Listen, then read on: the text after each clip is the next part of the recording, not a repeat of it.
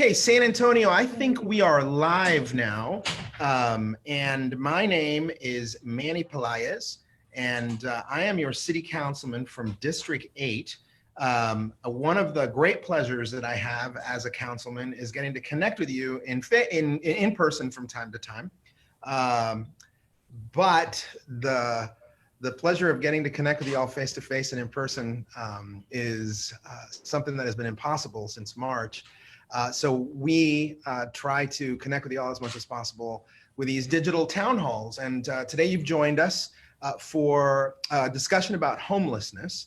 We are joined today by some friends who I'll introduce you in a second, but I did want to just give you guys some housekeeping rules here. Many of you are going to put questions up underneath the Facebook comments. You are welcome to do that, and we'll respond from time to time. We're going to pick out some questions.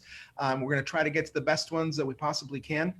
The second thing is I'm going to make you some guarantees. One, I guarantee you this conversation is going to be kind of uncomfortable. We're going to be trying to challenge some assumptions, and we're going to be poking holes at and myths, and really having a raw conversation about what's going on in San Antonio. We're going to be taking a deep dive into the homelessness phenomenon in San Antonio and the network of care that's out there. We're going to be learning about what the District 8 office does for homeless individuals in San Antonio. We're going to be learning about San Antonio's, the city's, strategy behind it. We're going to talk to Kenny Wilson from Haven for Hope, and we've got folks from our Department of Health and Human Services as well as SAPD. And so with that, let me introduce you. The first person I'm going to introduce you to is one of my old friends. I'm not saying he's old. He and I have just known each other for a long time. Kenny Wilson. I heard you say it. He's the CEO of Haven for Hope. And Kenny, I understand you've been there for since before its inception. You were a participant in helping set it up, but you've got 200 employees out there. Is that about right? We've got close to 300. Wow. Well, before this, 85. And before your time at Haven for Hope, you were a banker. Isn't that right? I was, yes. Yeah. I was. I was with the Bank of America for a very long time. Yeah, and you and I used to work together on different projects, and you've always been very helpful. And that later Haven for Hope announced that you're going to be the CEO, and that you've really jumped in from head to toe and immersed yourself in this.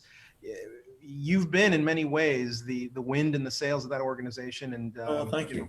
Yeah, and I think you're doing a wonderful job. The other person we've got on the call today is a friend of ours named Melody Woosley, and Melody is one of the assistant directors, or actually she works for the city manager, and she runs our Department of Human Services. And Melody's been doing that since 2013.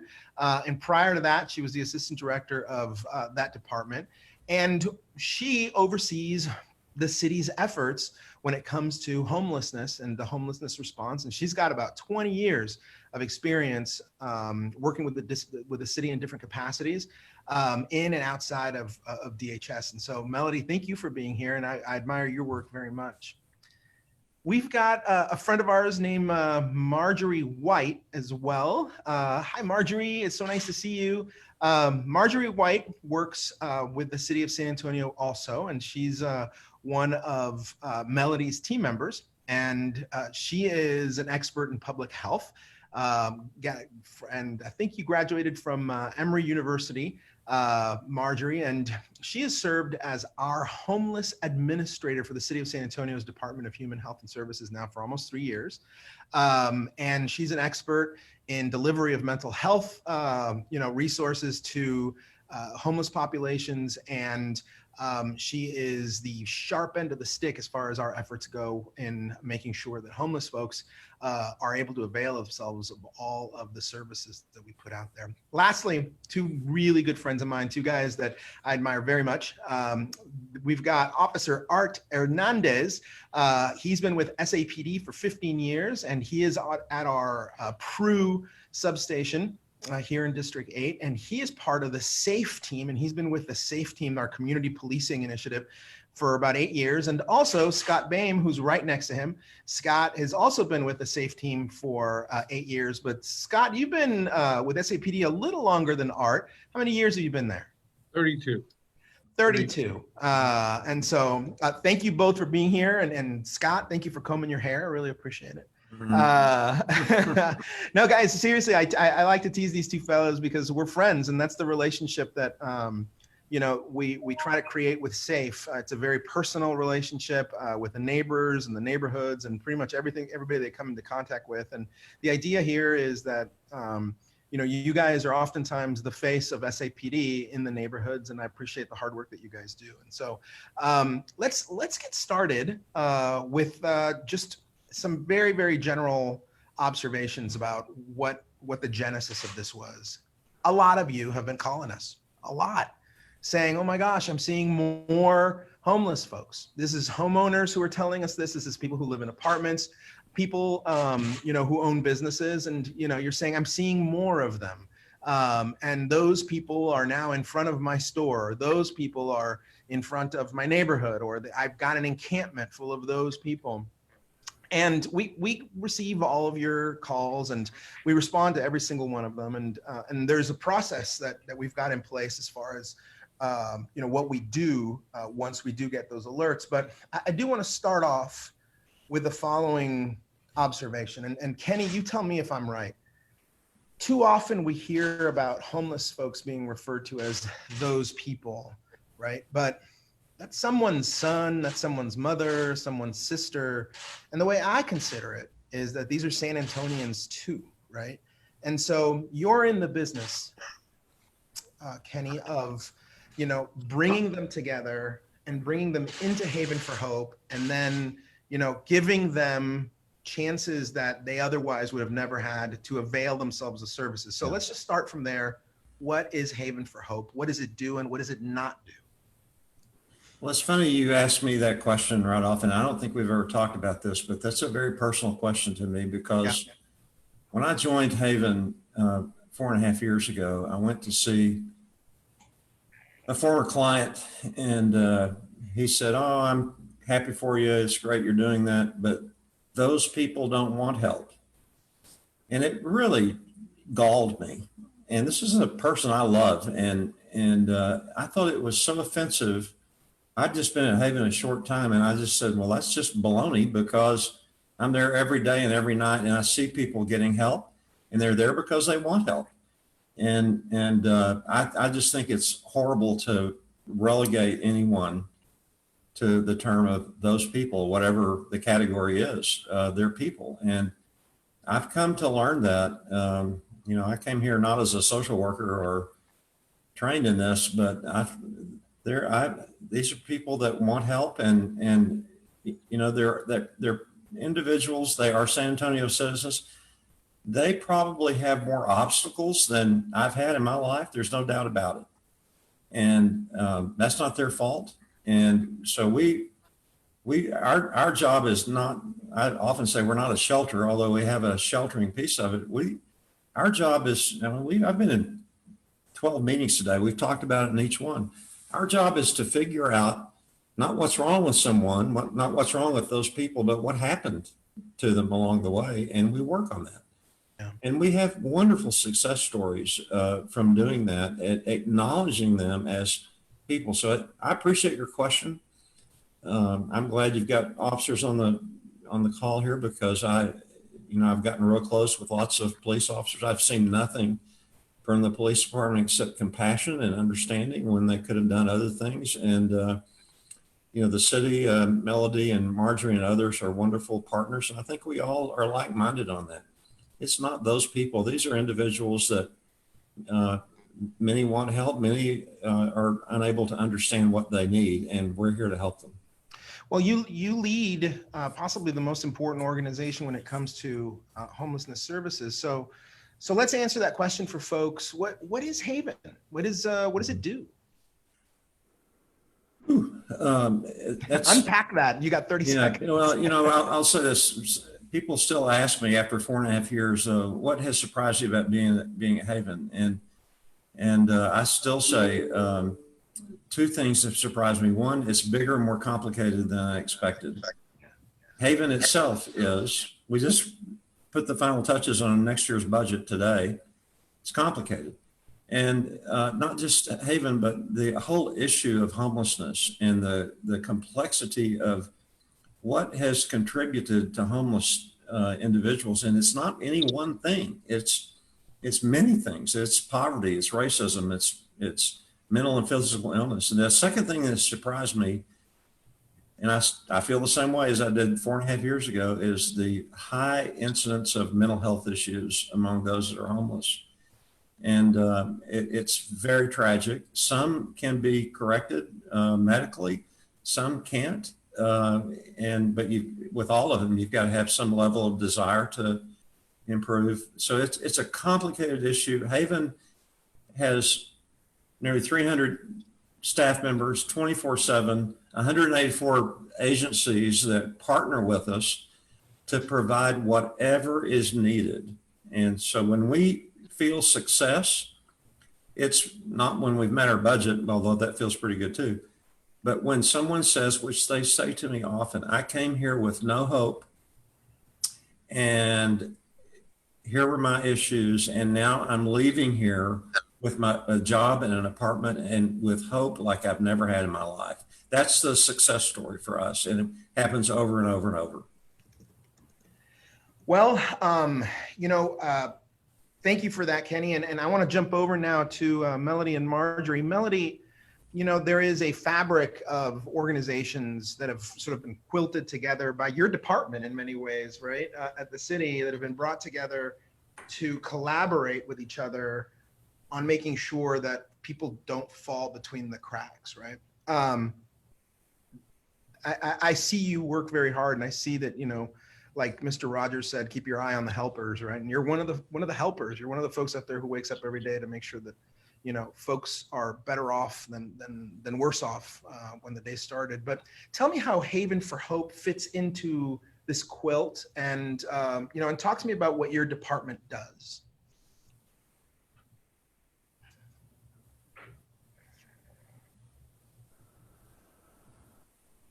I'm sorry. Gotcha. Thank you for the question, Councilman. And I'll start with the part about what Human Services does. And so, that our mission is to improve the quality of life for the community's most vulnerable residents. And, the homeless really are among those very most vulnerable people. And I have the great fortune of serving that mission as the Human Services Director. And that includes leading the city's response to the challenges of homelessness. And so, I serve as a liaison to the community around homelessness.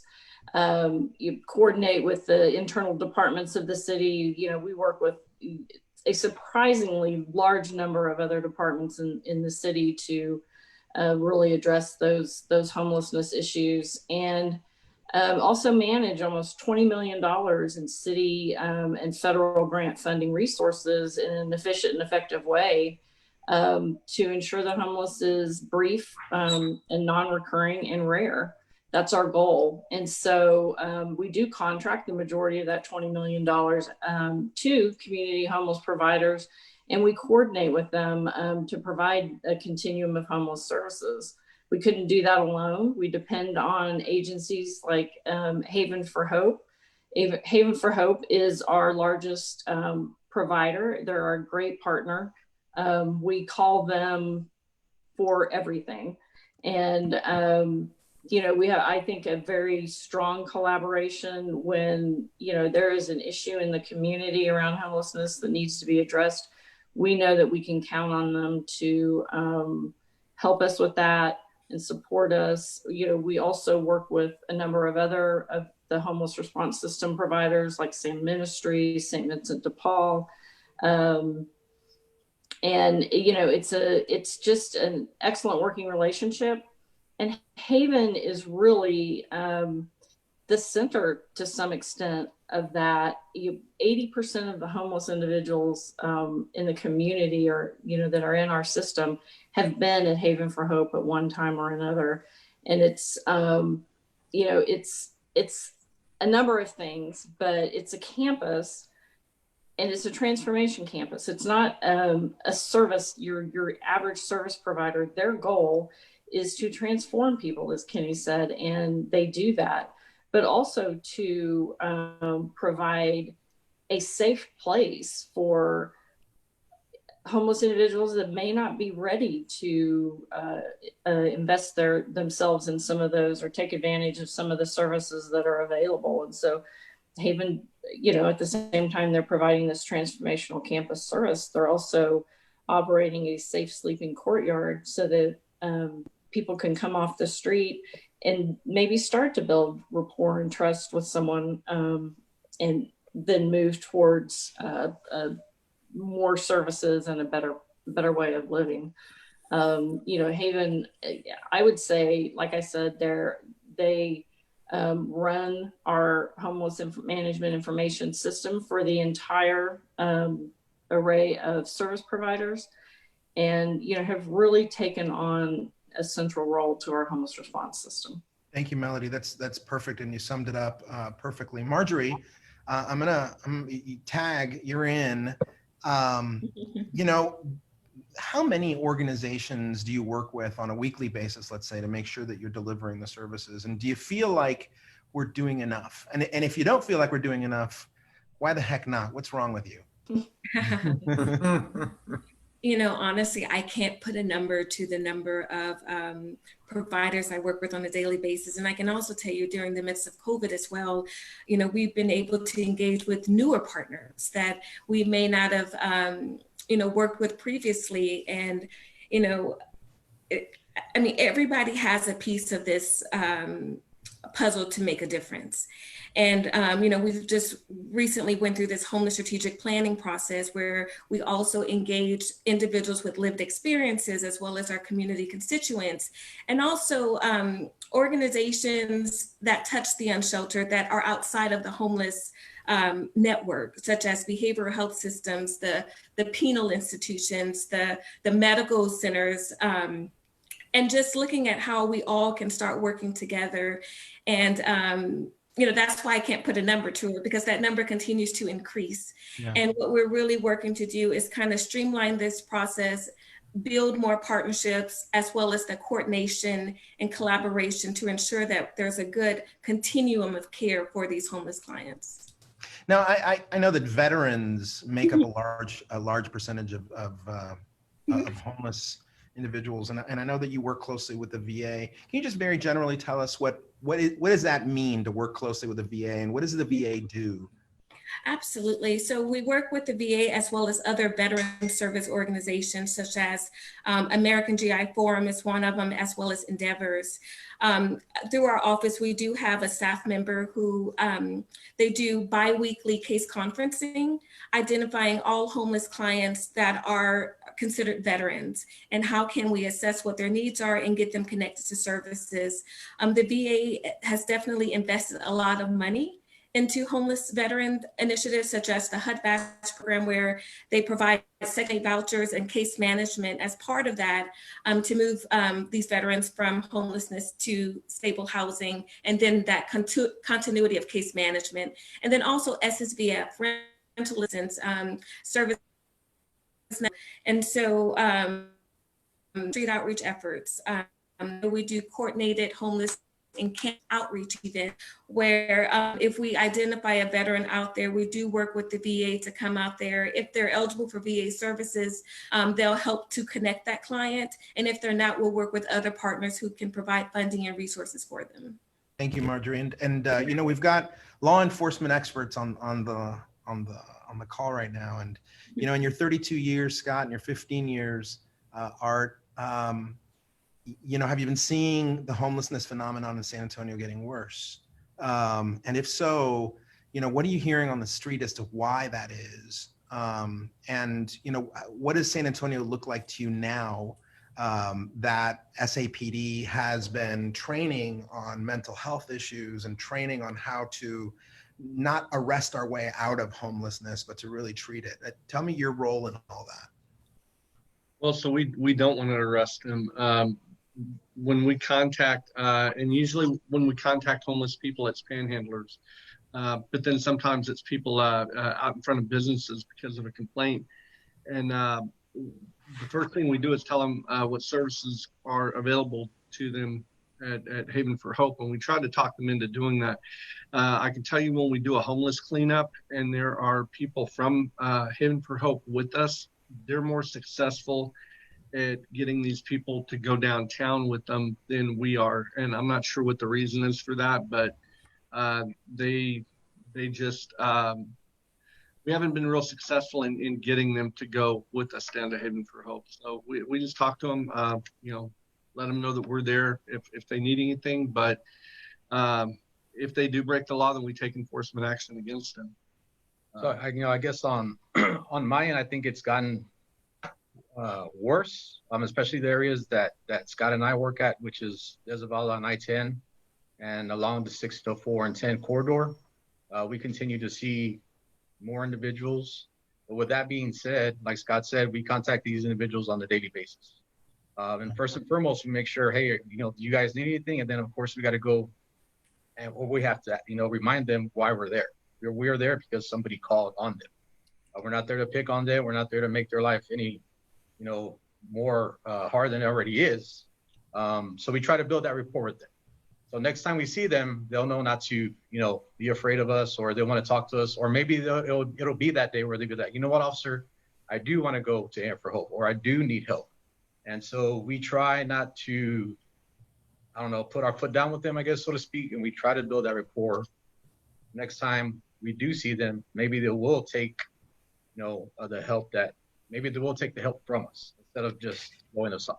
That's an excellent point. Because the word maybe, I think, is operative there, right? You guys keep touching base with a lot of the same folks and offering that ride to Haven for Hope, right? And offering services. And oftentimes they'll say no. But Kenny Wilson started off this conversation by saying something that I truly believe, and that is there's no human being on this planet that doesn't want help.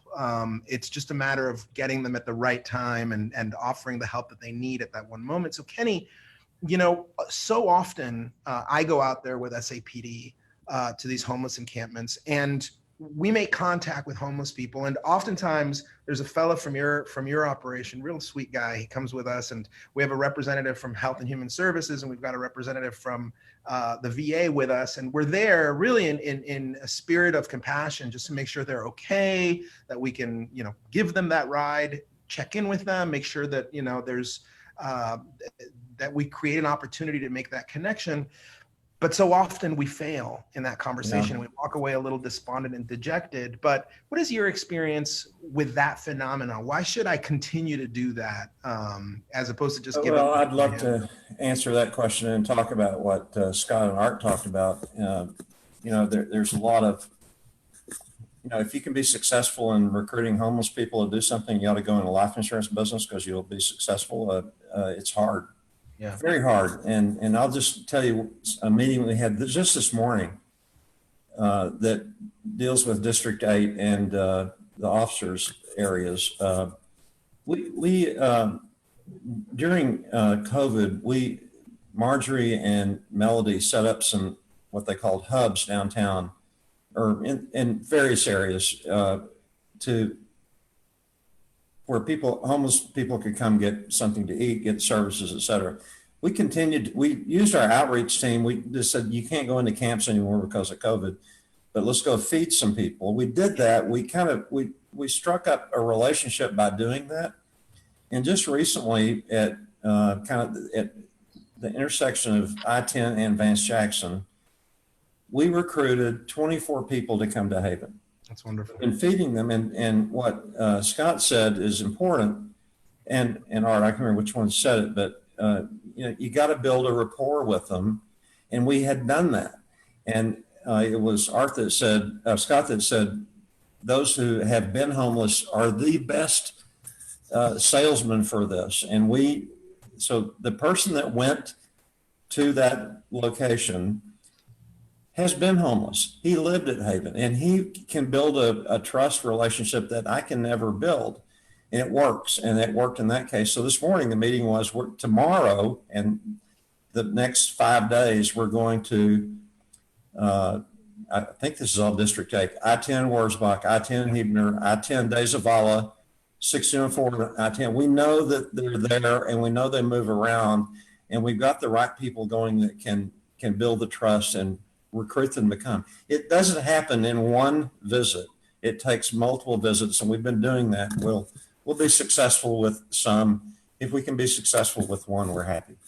Yeah, and once they do come to Haven or some of the other organizations, I think everybody on this call will agree that one of the major impediments to getting help sometimes is not having an ID to be able to prove you are who you are. So Melody, Morjoriee, can you talk to us a little bit about the ID recovery program? And I know that SAPD is being very helpful in this regard and why it's important.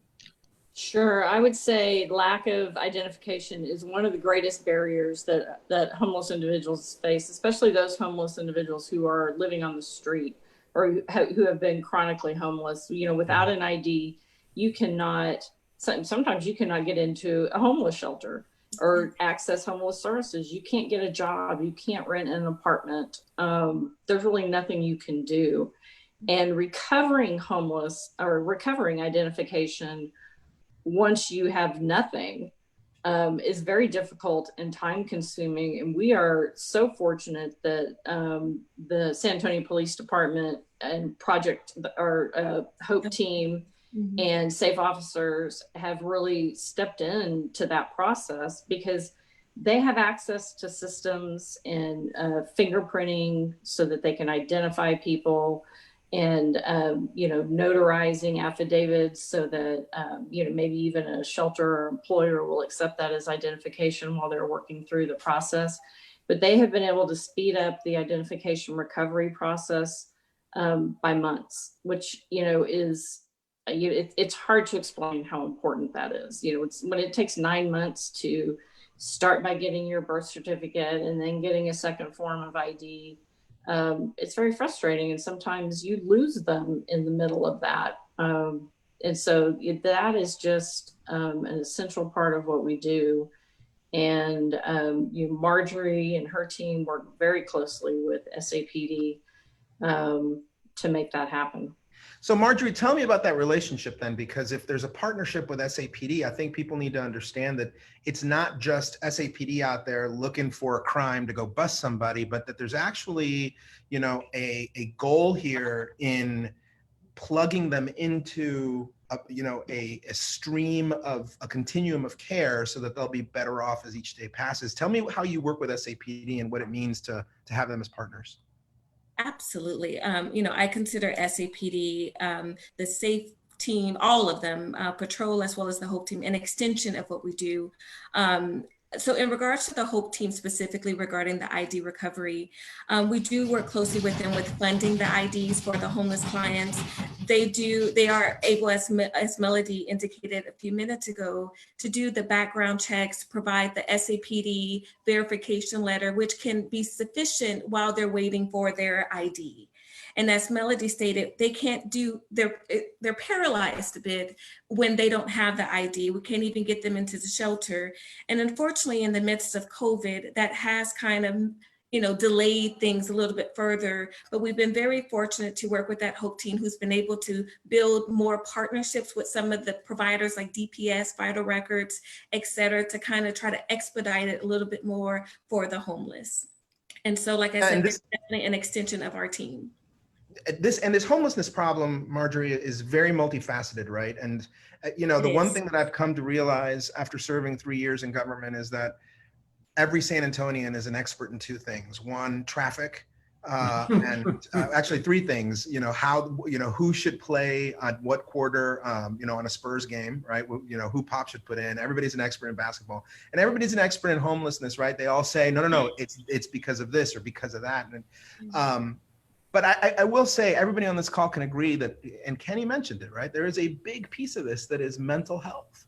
And so, gentlemen, Art and Scott, oftentimes you get the call, and I'll give you an example. We had a lady just now ask, I see a gentleman on the corner over at Huebner and Vance Jackson every single day. He is clearly suffering from some, mental health crisis and some serious problems. I'm too afraid to approach him to help out. What do I do? And oftentimes they call you guys, right? So walk me through that conversation with somebody who has a mental health crisis happening at that point in time, and what you want the public to know about, individuals in that situation. Well, two different things about that. They may have mental health issues, but those issues may not, when we contact them, may not rise to the level that we can take them into custody and do an emergency detention on them. And I think Mr. Wilson said it earlier, a lot of these people do suffer from either mental health issues or drug addiction, and that's what we see. We do try to offer them mental health help. If they're at that point to where they're going to be a danger to themselves or others, for instance, maybe they're running out into traffic and endangering themselves, then we can take them to the hospital and do an emergency detention. If not, all we can do is talk to them and let them know what's available to them. Art, have you found that just that conversation, even if you can't, do something immediately, is that conversation helpful, and how? Oh, that conversation it opens the door. Again, going back to the rapport, right? If they feel comfortable talking to you, you're gonna be the only one they probably want to talk to, and that's fine. That's great, because we have the patrol officers that go out there and they do a great job and when we're gone, trying to deal with these individuals. So then the patrol officer will be like, hey, I talked to Officer Hernandez. The homeless person will tell that to the patrol officer, and the patrolman will come talk to me and be like, hey, I talked to so-and-so. You go talk to them today because they're acting a little strange, or they weren't cooperative with me or whatever, and then we'll go have that talk with that person. And so again, going back to the rapport part about it, you establish that rapport, and hopefully one of these days, like you said, or I think Kenny mentioned, it's whenever is their time to go, then we can go help them and get them the help they need. Absolutely. Kenny, you're hearing the two officers say that that they make contact here, and too often people will talk to me, my own constituents, and say, when I see a homeless person, I don't know who to call. I don't know what to do. Right? Do I dial 911? And what I've been telling folks is, if you see somebody who's homeless, it's not a 911 call, right? You call 911 when somebody's about, looks like they're hurt or gonna be hurt or hurt somebody else, right? Or there's a genuine emergency there. And for those of you out there wondering, how do you contact SAPD for non-emergencies? The number is pretty simple. It's 210-207-SAPD, right? Write that down, 207-SAPD. But Kenny, how do people get a hold of you? And folks that aren't homeless, what kind of relationship do you want to have with the public? And what could the folks watching today do to help, put a dent in this problem? Well, I think several things. I think the police department is key, and the non-emergency police number that you just gave. I've met officers that have responded to those calls, and they're fantastic. I mean, they're so good at de-escalating the situation, figuring out, is this person ill? Is he in danger? Does he need to go to the hospital? Does he need to go somewhere else? So certainly the police, and I would encourage, I appreciate you, Councilman, saying you're scared to approach that person. I really discourage anyone from doing that, because you just don't know what the person might do. And I hope the officers agree with me on that. I'm a little more careless than I should be, but, and I've got many people that have my cell phone, and I say, call me, at 2 a.m. And I've got a portfolio of people that will call me at 10:30 at night saying, I'm on my way home, I see this person, what can I do? And I said, call the non-emergency police, and I'll go there right now. So we do that often. We've got staff that can do that. And also they can email. My email is on our website, havenforhope.org. They can email me, and I will get it instantly. I watch it 24 hours a day, and we'll dispatch someone there to help them. And what I would say is, don't do it yourself. Let professionals do it. And also remember this. This is something I've had to learn. I've thought, I got to help them right now. They know how to survive. They've survived a long time. They'll be okay till someone gets there to get them the right kind of help. So don't put yourself at risk to enormous risk potentially. You rely on people to do it right. Kenny, following up on that, I had an experience early on in the summer when I was driving and right at the intersection of De Zavala and I-10, I saw a man with a little dog next to him, and you can tell that the dog was his pet, but the man was face down on the ground, and I thought he was dead. So I pulled over and I crossed the road, and I went and I tried to wake him up, and I couldn't. He just would not wake up, and he was still breathing. I can tell he was taking shallow breaths, and I called 911 because that was an emergency. It's an emergency. It's exactly and right. Ambulance showed up, SAPD showed up, and we sat there and we talked to him for a little while. And I mean, it was really, really hot, and so I don't know if what was going on, but once they woke him up a little bit, he was clearly under the influence of some pretty serious intoxicants. My question for you is about substance abuse, right? So there's so many of these folks. It's not so much a mental health issue as it is just people in the grips of a very, very, very horrible addiction, which in many instances is health abuse, but healthcare, mental health care issue. But talk to me a little bit about Haven's role in navigating the opioid addiction problem that we've got. It's hard to know where to start. Here's something I've learned and believe, and that is that very few people just say, oh, this will be fun to get on drugs or something. It is typically medicating over some issue. Just yesterday, I sat in this office with an employee talking about people that have kind of been there. This lovely woman who I had met a couple of times, and I said, tell me about yourself. For tomorrow, Friday, she will be 7 years clean and sober. She was addicted to heroin for 8 years, beginning at age 21. There were issues that caused that. It wasn't because I think I would like to do this. So it is a symptom of a deeper problem, typically.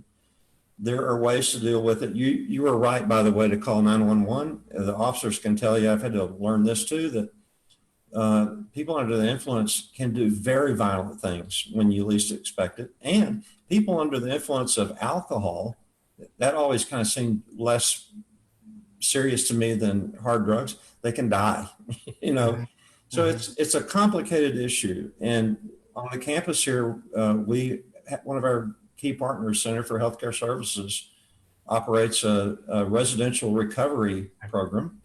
It is a co-occurring issues with mental health and substance abuse, which they go hand in hand. And people start with detox and get through that in 4 to 7 days and then enter this program. And not all succeed, but many do and never go back again. It's a complicated issue. The officers can talk about this for hours. The prevalence, the availability of synthetic drugs, cheap, very inexpensive, very available, very dangerous.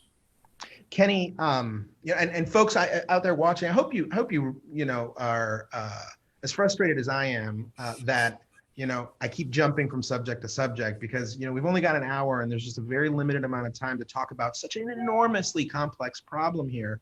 Right. And so I'm not doing each one of these topics justice. I'm just trying to touch on some of the big themes that we keep hearing about. But Morjoriee, COVID-19. How has that impacted the city's response and and the other agencies' response to homelessness? Because it's certainly impacted everything else we do, right?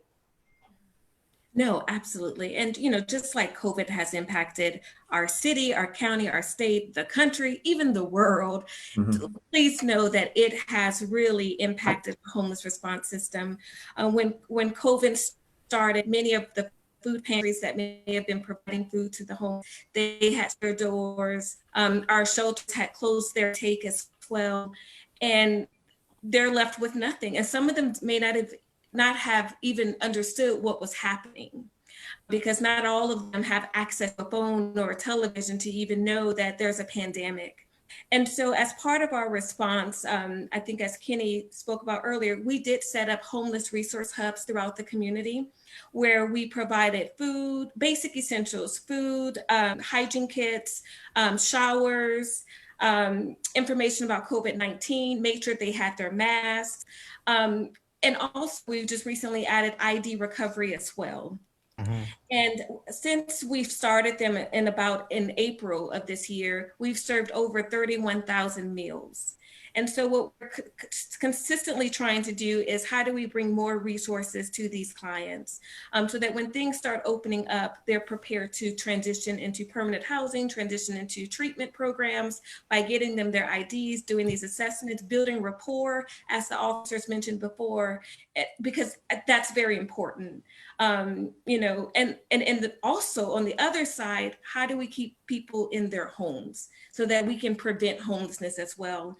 As you know, with COVID, many people have lost their jobs. Some are trying to figure out, do I send my child to school or do I lose my job? How do I do all of this? Yeah. And that can result into homelessness. And so working on that prevention side with our partners such as the Neighborhood Housing Services Development, Bexar County, Sam Ministry, St. Vincent de Paul, as well as Sarah, our continuum of care, how do we keep folks from entering the system? How do we help those that are currently in the system transition out of it? And once they transition out, how do we keep them housed and thriving? And so all of this is complex given, you know, people, for example, DPS with the ID recovery, there's a wait. How do we get birth certificates when another office is closed and we need that to get this and that? And so, you know, I understand many folks are seeing, you know, an increase in encampments, but please know that in the midst of a pandemic, part of CDC regulations or recommendations was for us to leave it alone because we can't risk exposure not only to these clients but also to our staff. And so, you know, it was a hard pill for our community, but we had to do it. But in the meantime, we've implemented programs to engage with them. If you have a symptom or you think you may have COVID, you know, we can help you transition to our ICF hotel, get testing, etc. And so that's where we're at the moment. And also we started a Homeless Connections hotline. So if you do run across an individual experiencing homelessness and would like to get into shelter or other services, you can definitely that number. It's 210-207-1799, and it's open Monday through Friday from 8:30 to 4:30. And so we have been working closely with Haven to do their pre-screening intakes to get you in there. So Morjoriee, you gave us an important number. I think it's really important. If you see somebody who's homeless, if you think that they're, that they need help at that moment, that's non-emergency help, right? And you want to connect them to this network of service providers, you can call the Homeless Connections hotline. That was 210-207-1799. And folks, don't forget the other number I gave you, the non-emergency number for SAPD, which is 207-SAPD. Melody, can we talk a little bit about something delicate for me and very personal for me, something I've dedicated my life to? And, my mom. My mom, folks, is the CEO of the Battered Women and Children Shelter. She works very closely with you too, Morjoriee, and you, Kenny, and the police officers. And my mom has been texting me throughout this conversation, so I gotta make sure I answer her question. Melody, she puts the proposition out there. Women who seek domestic violence assistance from shelters are by definition homeless. And she's not wrong. So talk to me about how you add that domestic violence element to the response strategy that we've got in place at the city. Well, we know that about 2/3 of women who are experiencing homelessness are victims of domestic violence or survivors of domestic violence, really. And, in their adult lives at some point, and when a woman decides to leave an abusive relationship, she often has nowhere to go. And so she's making a choice between staying with a violent offender, someone who will hurt her and her children, or living on the streets. And especially those women who start out with very few resources. The survivors of domestic violence are often forced to choose between that family unit, what they feel like is a family unit, and starting over with strangers. And because of the nature of homelessness and being a homeless family, it takes longer to find a permanent housing situation, an apartment. Maybe they don't have credit, or they don't have access to the funds to put a deposit down. And then, compared to single men and women without families, those families, end up staying in emergency shelter or transitional housing much longer than others because of those barriers. And we also know that the majority of children who are homeless have been exposed to violence and trauma, and which impacts them moving forward in their life. So there's a very strong connection. And, there are many causes of homelessness. Many of them are systems failures, like failure to address domestic violence, or to help children age out of the foster care system in a healthy way, or, even the military. And addressing those systemic failures is how we prevent homelessness to a large, how we will succeed in preventing homelessness in a big way, rather than after the fact, after they become homeless. It's so much easier to work with them, and work with systems and people beforehand. Yeah, thank you for that. Can I touch on that a Kenny, second? go ahead, please.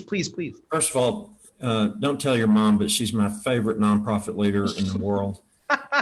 We talk often, and just today, a friend called me and said, I got this situation with this very good friend. I said, you got to call Marta Pelaez. She said, it's not abuse. I said, she will tell you that it is. And I think people tend to segment. You got homelessness, you got domestic violence, it's all connected. Of the families that come to Haven, we kind of evaluate each one. Fully half of them are here because of domestic violence.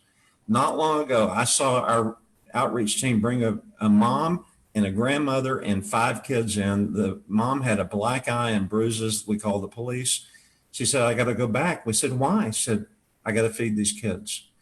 Yeah. Entrapped. And your mom, Marta Pelaez, can talk about that. I've learned so much from her. And it's all these problems are connected. It's not just this problem or that problem. They're all joined in some way. And I would add, even animals, and I'm sorry to interrupt, sometimes women won't leave a situation because they don't want to leave their pet, their children's pet. And the battered women in children's shelter built an animal facility so that, they could break that barrier down. There's Very just important. So many different things. That very important. I got to, Melody, I got to walk that facility with my mom the other day, and that they have animal care services on the battered women and children's shelter is an essential component of the mission. But my mom wasn't the first to do that. Haven for Hope. Kenny, talk to us a little bit about what you guys did with regards to pets. I think you guys. Melody was here from the beginning. Melody can talk about that. We've got a kennel here. Cats and dogs and veterinary services, spay and neuter services. Animals leave here healthier than when they came. And often the individual says, I got to leave. I can't take this pet. We put it up for adoption to our staff. And in 3 seconds, the pet is adopted. That's a great example, Melody. And Melody was involved in all that. Melody did all this along with others, and I've learned from her, and that's a very key component. So shifting gears on you just a little bit, because I want to get Art and Scott in here. Fellas, you're on the street, right? And I've done ride-alongs with you guys in the middle of the night, very, very late night calls. Are you seeing a domestic violence problem increase? And what is your experience on the street as far as a relationship between domestic violence and homelessness? So I guess on our end, we usually work the mid shift, so we don't see much of it on our side. Mhm. I know the CRT folks that are attached to our unit, they're constantly out there, doing follow-ups, making contact with victims, and just hearing them talk in their offices and hearing them talk out loud, so to speak, here, it's definitely increased. They're busy. I mean, they're coming in, they go out, take care of their cases, do their follow-up. I mean, they've been busy ever since COVID popped up. I think it's even a busier time for them. Scott, what do you think, though?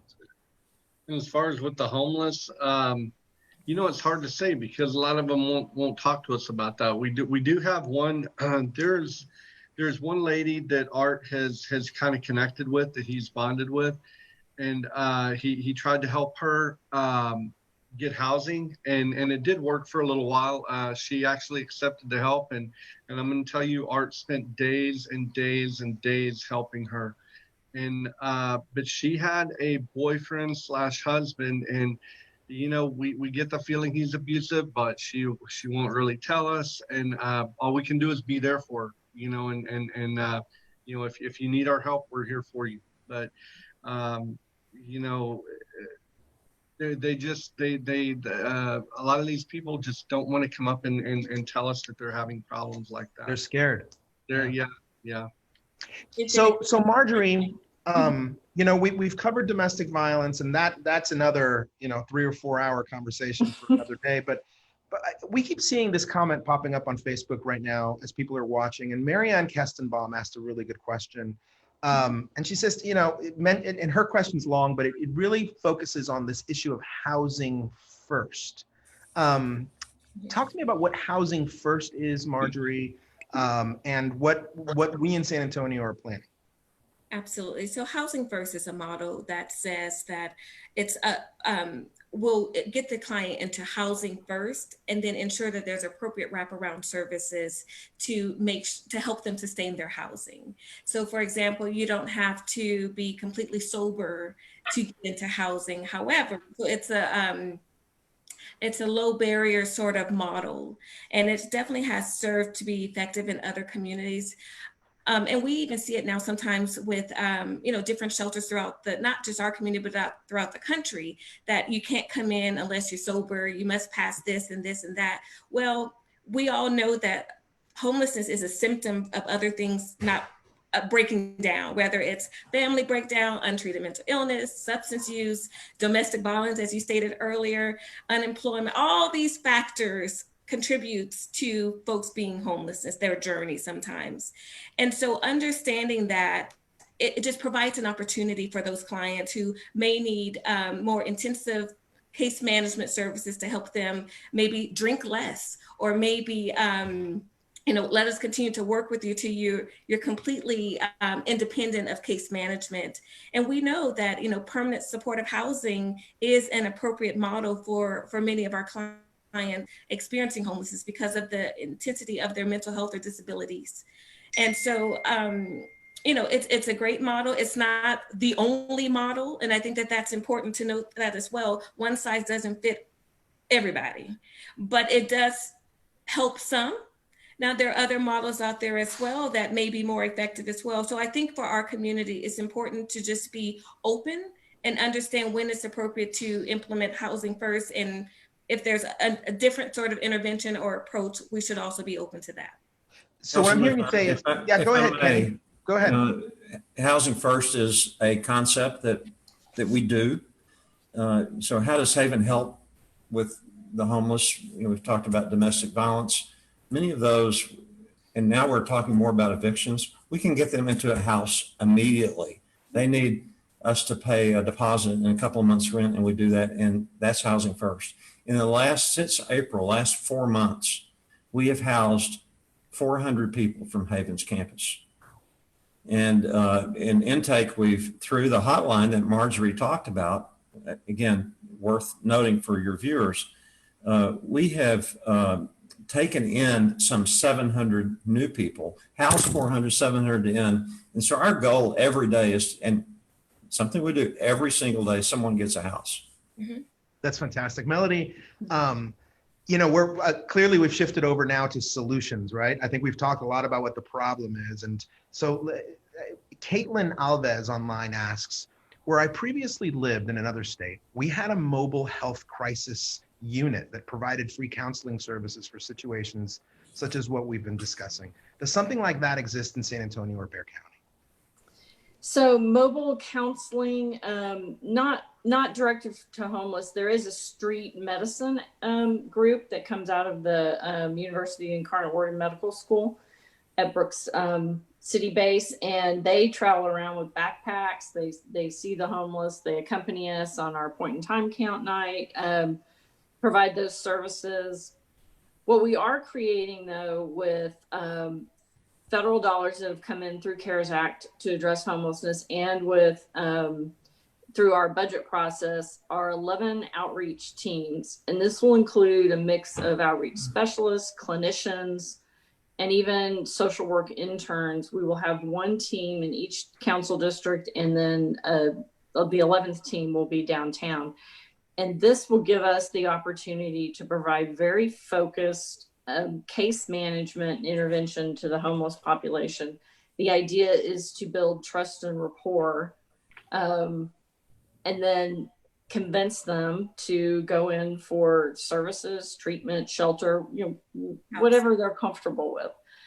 Sometimes, we do work in, with encampments, and there's not enough of us right now to do any kind of intense work with the individuals to really get to know them, to build that relationship.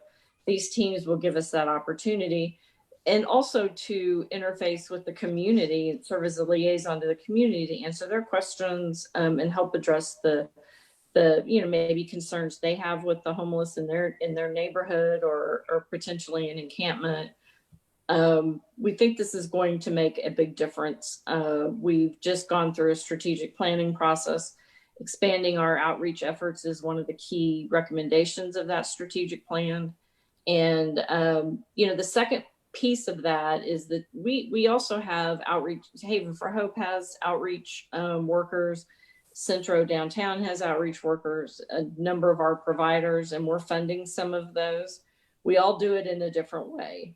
And so we're going through a facilitated process with all of our partners to develop a protocol so that we're all working in the same way and with the same goals. And so in that manner, we will build that on the street. We're going to them trauma-informed case management effort.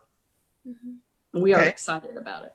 Well, you're excited, and I just saw a comment come in on Facebook. So Melody and Kenny, this one's for you. And then, gentlemen, I'm gonna ask you guys to start thinking about the topic of panhandling, because that's where SAFFE and I have worked very closely lately. But this is a question we got from Will Save online. Hello, this is an amazing conversation. Thank you for the opportunity. I'm part of a club at St. Mary's called Humanitarians, and we'd like to get involved with Haven. How do we do that?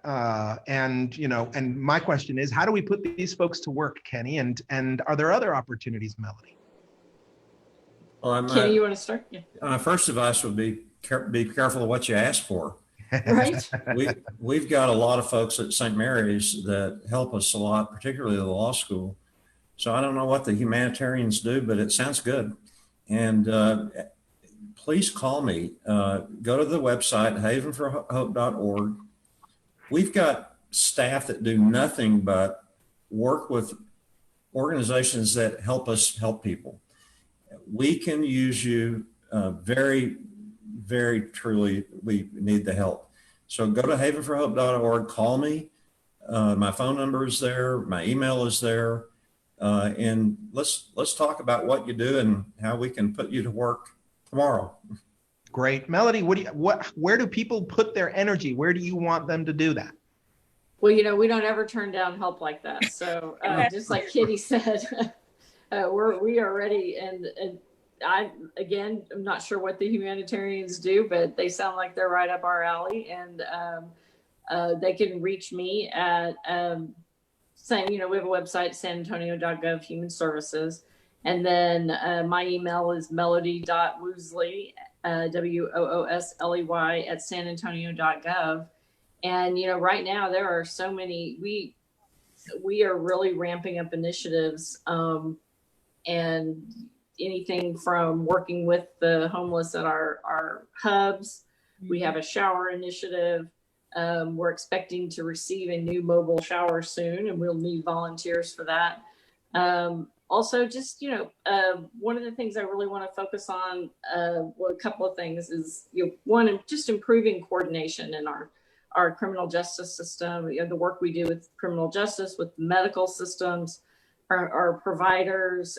That's the true answer, not just throwing money at the problem, but the true answer is better collaboration and coordination among systems.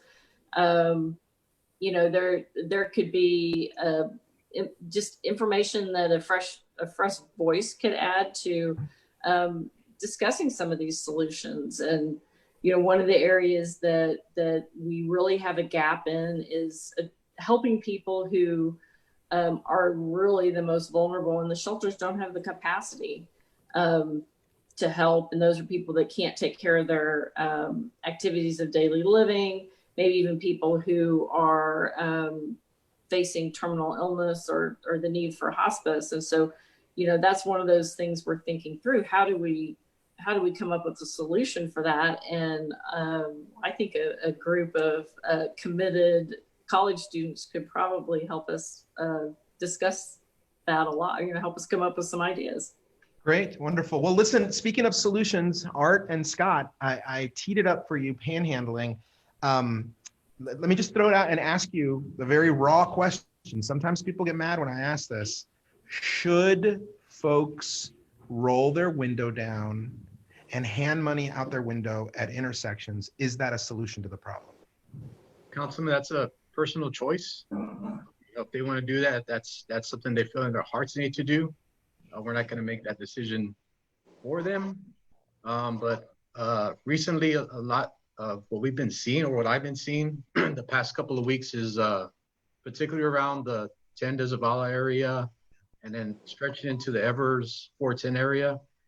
We've noticed that there's been an increase in when we stop and talk to the homeless people, for whatever reason. We've noticed that the drug usage is up. And they'll talk to us and they'll tell us, yes, I used meth last night, or I just used meth hours ago, whatever the case may be. And so giving money to people, again, it's a personal choice. But this past month, I've noticed that specific increase where I really hadn't noticed it before COVID. Yeah, and so when I'm not sure if it's COVID related or not, right? But we've been shut down. Just like Morjoriee said, when the pandemic started, we were ordered, hey, stay away, make sure you keep yourselves, healthy and whatnot. So we kind of lost that contact with the homeless population. Yeah. So Scott, let me ask you, Scott, you and I have gone to different homeless encampments. In fact, you and I have spent some time on the de Zavala I-10 intersection. And when we go down there to do cleanups, because it's dangerous sometimes of the amount of stuff that's down there. So we every once in a while go down there and do some cleanups. You and I have found often hypodermic needles and pipes and vials and just evidence of some pretty heavy drug use down there. And I've asked you in the past, where's this money coming from? And you and I have talked about it. And I mean, it's clear, it comes from the panhandling that happens right there at that corner. And one of the things that you and I see often is pennies, nickels, and dimes all over the floor at these sites. Talk to me about why you and I are seeing that when we go out there. Yeah, because that's the spare change that people are giving the homeless people, and they think they're doing the right thing, and in their heart, maybe. But if you really want to help them, give that money to Haven for Hope, or whatever charity for the homeless that you feel is right. But give your money to them, and you could give them $5 a month. You could give them $10 a month, whatever you feel is, your heart calls you to do. But if you give it to the people that are out there on the street, the homeless, the panhandlers, and I'll be honest with you, some of them aren't homeless. Some of the panhandlers are not homeless. We found that out too.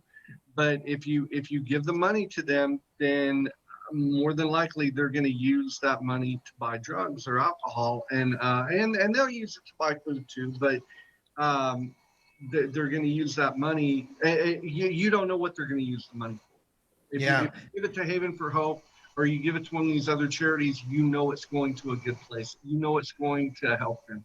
And then piggyback off of that and ask them if they need help, and we'll take them down there to get that help. So what I hear Art say, look, it's a very personal decision whether or not you want to be generous and how and when.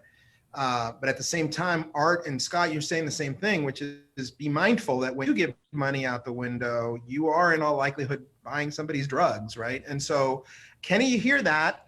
And you want people to donate to Haven for Hope. Scott, I love that idea. Kenny, what do you do with the money, and how do you get funded? And to what extent do you rely on city funds versus federal and state funds, and then donations? Well, thank you for the recommendation of Councilman Pelaez giving us $100,000 a month in lieu of panhandling, but no, not really. To answer your question, I'll get very personal, and people that know me are surprised at this sometimes, but I have 3 daughters and a wife that say, Dad, what should I do? I say, don't roll down your window. It's dangerous. And you're feeding a habit, et cetera, et cetera. And so our budget is big, and even organizations that are small, they can use that loose change. We can too. We have a regular donor that about every 2 months sends us $1. We love it. And then we have bigger ones, but we use every cent of it. We're very frugal. We watch our money very closely. I think Morjoriee and Melody, I hope, would agree that we're trustworthy when it comes to how we spend the money, and we're just daily. How do we use the resources we have from the city, from the county, from individuals to do the maximum we can? And so it's about helping people, and it's about acknowledging people have some habits that are expensive, and what can we do to help them with that habit? Not feed it, but help them overcome it.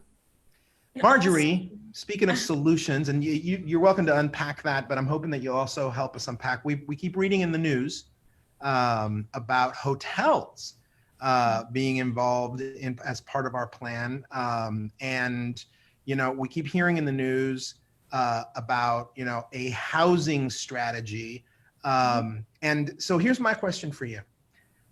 Are you doing what you thought you'd be doing when you first took this job, or has it changed in a way that you're having to sort of invent new solutions every day?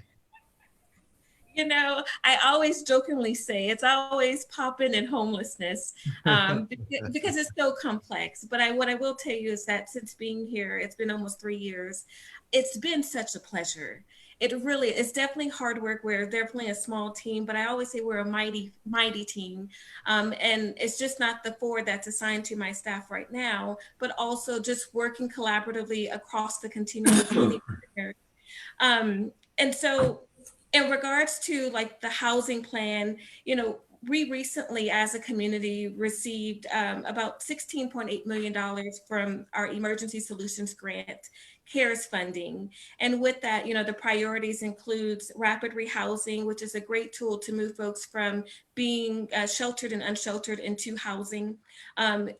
Help us expand the emergency shelter, help us with street outreach efforts, as well as homeless prevention, and also expanding our homeless management information system, which is our homeless database. And so in regards to the hotel, we've been very fortunate to partner with Haven for Hope to kind of help them with social distancing on that main campus. As you know, Haven is our largest shelter in the community. And with this pandemic, we had to ensure, as I stated before, the safety of not only our clients, but our staff as well. And so the city did work closely with our Emergency Operations Center to have a hotel to not expand capacity, but make more room for those clients so that they can safely social distance. And in addition to that, we do work with the EOC with their isolation care facility. So if there's also homeless clients that may be awaiting test results or may have tested positive and cannot self-isolate in their homes, on the streets, that ICF hotel has been made available as well. So, but I also want to give a plug regarding donations. As you know, last year we did do a pilot in your district, the SA Gives campaign, where folks can text SA Gives to 41444. And with that, we do have several organizations who will be receiving those funds. And those funds can help with homeless prevention, help with purchasing an ID, providing transportation, paying for mental health and medical services, as well as access to housing. And Haven for Hope, Family Violence Prevention Services, SAM Ministries, Corazon Ministries, there's a plethora of organizations that will benefit from those funds that you donate. So that is also an option for you as well. I could listen to you talk for hours. Every time you say something, I always learn something new, and I'm blown away at how amazing you are, Morjoriee. I do want to ask Mel, and let's go around the horn here. Melody, can you tell us about maybe a moment during your career working on homelessness where you feel like, yeah, you made a difference? And I want you to do this to show folks that in fact we really are touching real lives here, and that we are moving the ball forward. So I'd say there's really two, and one definitely is I did work on Haven for Hope and identifying the location and developing the site and working with Bill Greehey and Mary Rose Brown and Robert Marbut to develop the plan and the conceptual plan. And that was an amazing moment in my career, but seeing it open and being able to move people from 2 shelters that the city owned downtown to that campus. Those shelters were inadequate, and to move them to a new place that had the services and the case management and the kind of people that they really needed to improve their lives. That was a huge moment. And being able to close those other shelters and ensure that, that it just improved our system overnight. And the second would be effectively ending veteran homelessness. And so we participated in the Mayor's Challenge to End Veteran Homelessness in 2015 and 2016 under the Obama, it was part of the Obama White House initiative. And we worked with a collaboration of homeless providers, the Veterans Administration, the county, the housing authorities, Haven for Hope, the American GI Forum, Endeavors, the key veteran servicing agencies, and then USAA came in with a huge donation, and we effectively ended veteran homelessness. And that happened in May of 2016. We received that declaration from the federal government, and we have been able to maintain those benchmarks. And we've seen veteran homelessness decline every year through our point in time count. And every year when we get that point in time count, that's the first number I look at. And it's a huge sense of pride and accomplishment. Great, that's great. Scott, Art, police officers, tell me about your stories. Where do you feel that you've made a difference in an individual's life? I'm going to give it to Art because he did some good stuff. I would say, and it almost puts me on the spot. I would say working with the Hope team. Just seeing the work that Jared and Joe do down there, and being part of that, that's truly a awesome program. You can't say enough about that program. We take getting our ID, having our IDs for granted, but once these people have that ID, have that piece of paper, I mean, it's like Christmas for them. It opens up so many doors, and they're there, they're thanking you, and they want to come hug you, but they're not sure you're a police officer. But it's like, oh, good, like, give you some love. You do it. It was everything that I guess the amount of effort that it takes to get that ID, because they have to go. It's a process. So it's like every week they're there, and every step that they take, they're closer to get the ID. They're closer to getting their ID, and once they get it, like I said, it's like Christmas for them, because they can go get a job. Moves them to housing. Or whatever the case may be. So working with the Hope team, I mean, that's been the best experience so far. And I'll jump in on that. Art started working with the Hope team early on, and I really didn't understand what it was. And so when he explained it to me, what we started doing is when we would contact panhandlers, especially if they didn't have ID, we would go through the whole spiel with them, and we would almost make them go down there. I mean, make it too good to be true, and they would. And because of that, and this is pre-COVID, but because of that, I know for a fact that it helped at least 4 people. The woman with the dog, I mean, we don't see them on the street anymore, and we know that's why is because they got their ID and they were able to get a job. And that's wonderful. That's wonderful. Kenny, I know that you're in a very special position where you get to see a lot of these beautiful stories, come to, basically you give birth to a lot of these beautiful stories, right? And you make them a reality. And you've also had an opportunity to have your heart broken many times. And I know that happens often for y'all, but talk to me about maybe your most special moment, what keeps you going every single day. I don't know how to boil it down to one. I will agree, though, I've not seen a police officer I want to hug. So I agree with others on that. But I'll just tell you something lately. I kind of collect the stories. I'm kind of a storyteller and I learn by stories. But just lately, the COVID thing has been a remarkable experience. It's been a horrible experience and a wonderful experience. What I mean by that is complicated. But every day we sit in this office here, great people, and say, what have we got to do to protect our clients and our staff? What is it we have to do every single day? And as a result of that, we've had very little positive testing happen. But we have a lot of children here that people, what do you mean you have children here? We have children with parents or a parent. So the school thing that is so complicated and remains complicated, we realized we have internet on the campus, but we don't have it in the dorm rooms. And the dorms are huge. I've walked them many times, like, this is a really big building. So we made a deal we had to do it. It wasn't in our budget. We spent $55,000 to get internet in every room so the children could go to school. Then we discovered that some of them didn't have, if there were multiple children, they didn't have all the devices they needed. Right. So we bought devices.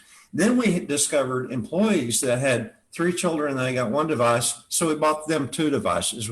So we've been in the IT business to try to help kids go to school. And, I say it all the time to staff, we're going to do everything we can for children, for many of these kids, if not all. This is the best shot they will ever have to have a positive experience, positive connections, safety, and security. And so we do all we can for children. Yeah, that's wonderful. Morjoriee, what's the wind in your sails? What is it that, that you've done or that you've seen that makes you wake up and say, I want to try to do that all over again the next day? Not only myself, but my team, as well as the partners, we put our all into this. I know many of us, we even have a hard time disconnecting because we're committed to it. We know that, these clients, their lives, they matter.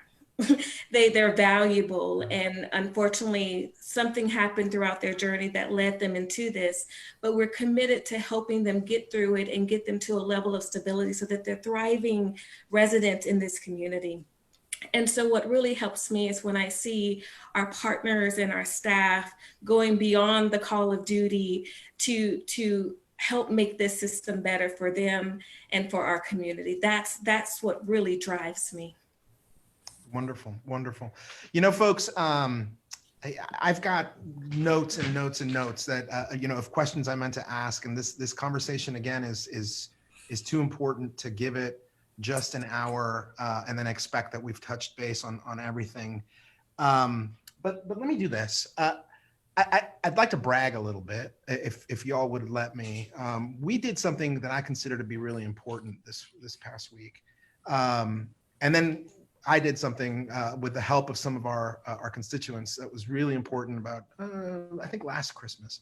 This past week, Melody and Morjoriee, you guys presented something called the CCR to the governance committee at at City Hall about palliative and hospice care for homeless individuals. And it's an important CCR written by some council person, I forget who, but and the argument was that there are people in San Antonio, because of their homelessness condition, they have no access to a lot of these palliative and hospice care options that housed people do. And then they'll die under a bridge in the heat by themselves, alone, in pain, right? And we had that conversation. Talk to us a little bit about that, Melody, about that initiative, and how you plan on baking that into what you do. Well, I talked a little bit earlier about how important the coordination piece was, and how what a big priority that is for us. And when I talked about veteran homelessness, that was actually something that we were able to address with the veteran homeless system. And we're following a lot of the things that we did there to create some of those same systems with the the citizen homeless population. But the coordination was absolutely the key piece, and the fact that we had everyone at the table that we needed to have that discussion on a larger scale. That it's really important that the hospital systems are working with us. A lot of times homeless who are disabled or ill are discharged into homelessness without coordination with Haven for Hope or other shelters, and they just are dropped off at the door. And Haven does not really have the capacity, the staffing to take care of people. They've done it, but it's really not their role. And now with COVID and the need to social distance, they just don't have that kind of space or the ability to take care of people in that condition. They should be receiving medical attention. And so your CCR, or that council member CCR, I think really helped push that issue forward, and prioritize that as something that the city is focused on. It doesn't mean the city and the taxpayers have to pay for all of it. It means that we coordinate with medical systems and providers and the faith-based community to address it. And the reason I use the word brag, folks, is because I'm part of a city council that is taking this issue of homeless hospice care and homeless palliative care and homeless medicine very seriously. And not all cities are doing that. And we're a cutting edge city in that regard. Kenny, I know that palliative and hospice care is something that's come up at Haven for Hope in the past, and management of people's symptoms and all that stuff. How have you guys worked through that, and what options are there available for homeless folks in a terminal disease situation?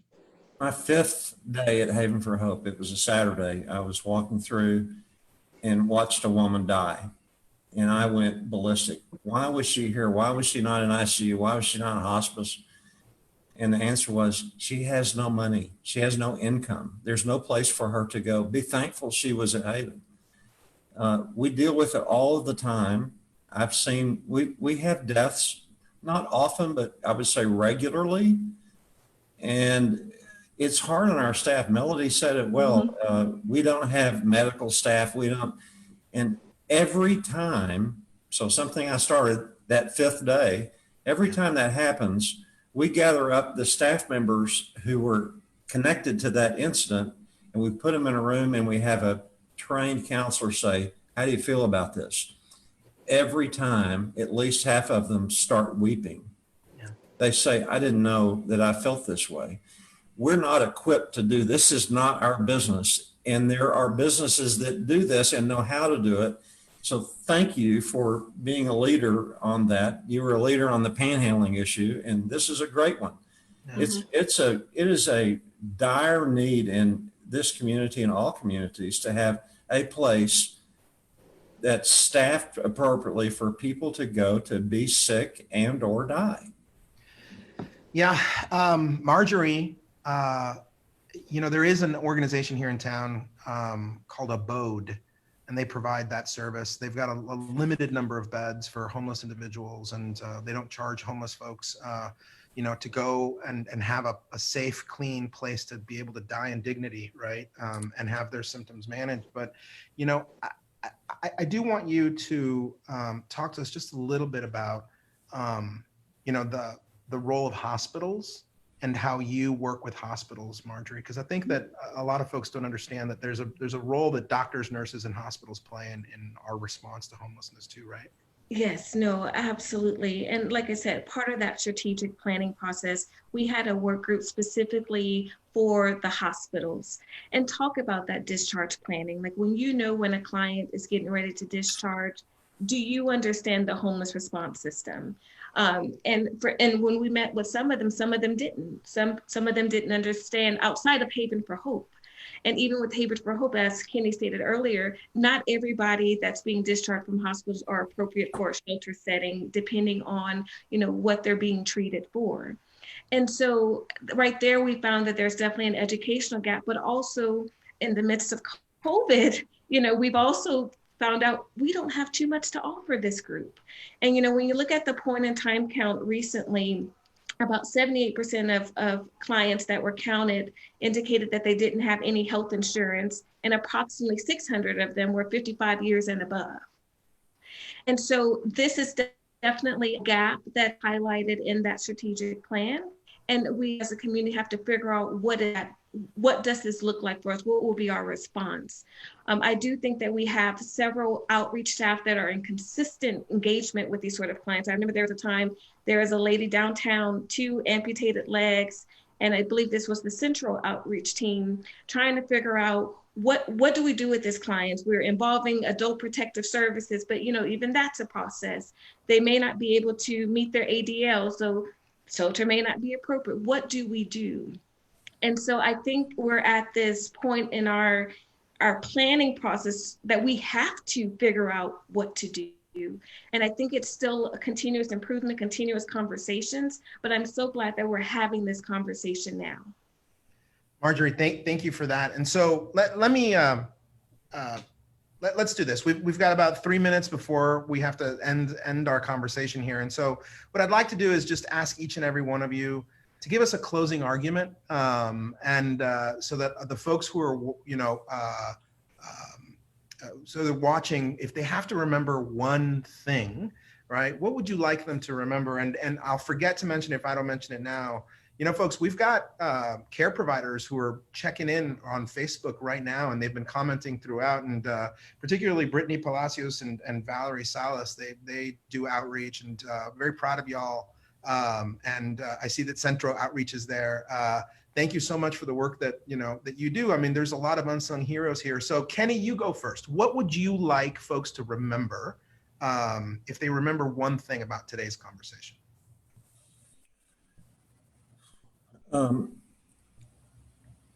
I would like for them to know that a lot of really great, committed people, even people who feel a calling, are doing this work. I'm surrounded by people, and they're at other organizations too, and they're on this screen that could be anything in life, and they've chosen this career. I'd like for people to know that every day, every night, there are people helping individuals get to a better place, just at Haven for Hope. And I know it's happened at Sam Ministries, at Catholic Worker House, at Salvation Army. Since Haven has been open, there have been thousands and thousands of people who have gotten to a better place in life, have gone from without a home to a home and a future and hope. Thank you. Thank you. Art and Scott, closing arguments. If you want folks to remember anything about today's conversation and how SAPD plays a role in that, problem of homelessness and the solutions that we're trying to put into effect, what would that be?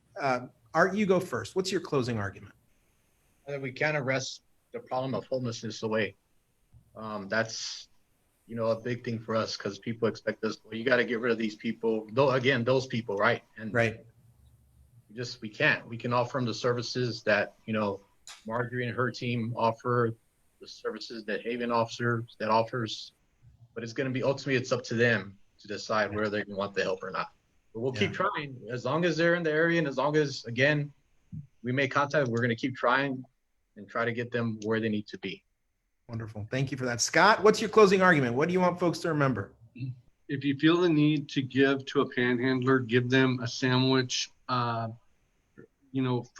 If not, if you have to give money, give that money to the food bank or Haven for Hope or the Salvation Army or whatever charity that you feel is reputable, but give that money elsewhere to where these people can get real help.